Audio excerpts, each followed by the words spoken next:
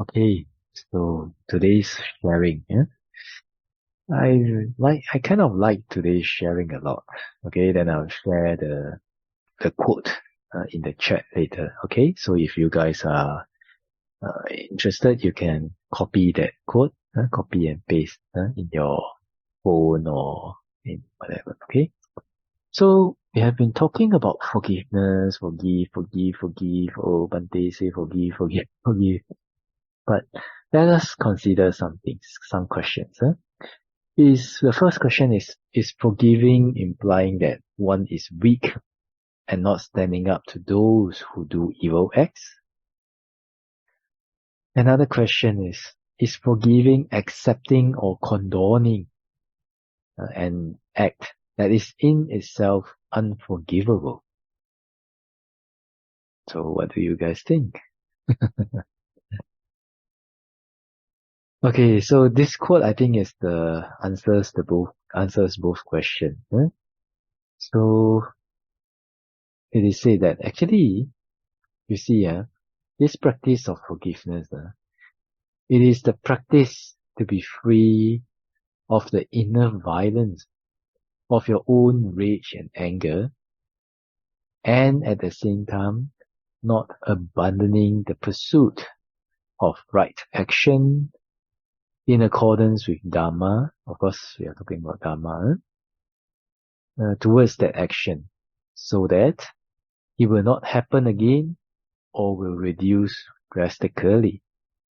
Okay, so I will copy and paste. I have copy and paste in the chat now. So if you guys want, you can take a look because it's a little bit long. Okay, so the practice of forgiveness is the practice to be free of the inner violence of your own rage and anger, but at the same time, also not abandoning the pursuit of right action in accordance with Dhamma towards that evil action, so that it will not happen again or will reduce drastically. So when we forgive, it's not like we just surrender. Oh, they are like that, surrender. They are unchangeable, surrender.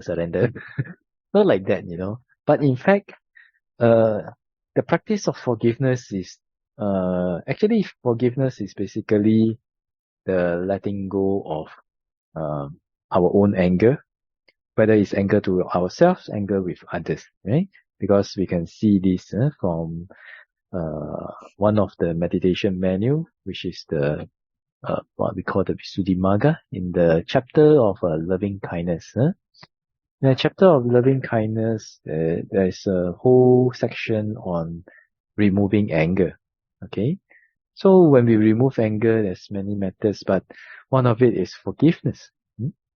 But how we forgive is through these contemplations.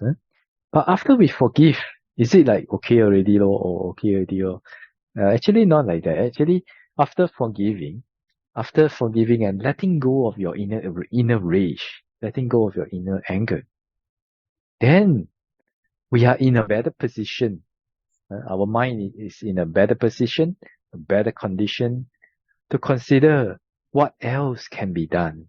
Is there any other right causes that can be done in order to avoid that wrong action again, or to influence the other party or influence ourselves not to do those evil things or unwholesome things again. Okay? Yeah, so when we forgive, remember, doesn't mean that forgive already forgive, but hey Bhante, I forgive 1,000 times but no, they bully me 1,000 times. Then you let them bully. Not like that. It's not like being weak or something like that. Actually, it's letting go of, it's a practice to let go of our anger towards ourselves, towards other people. Then when we have let go of the anger, then when our mind is in a wholesome state, then we are in a better position to consider and to think what else can be done like that. Oh? And so forgiveness is very, very important in our life.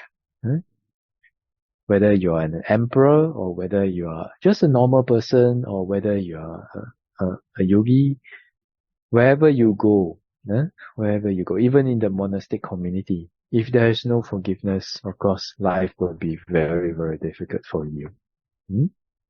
Okay, so hope this sharing, I like it very much, and the practice of it is very, very wonderful. So yeah, I wish that it is helpful for all of you. And of course, you may not be able to forgive at yet, okay, yet.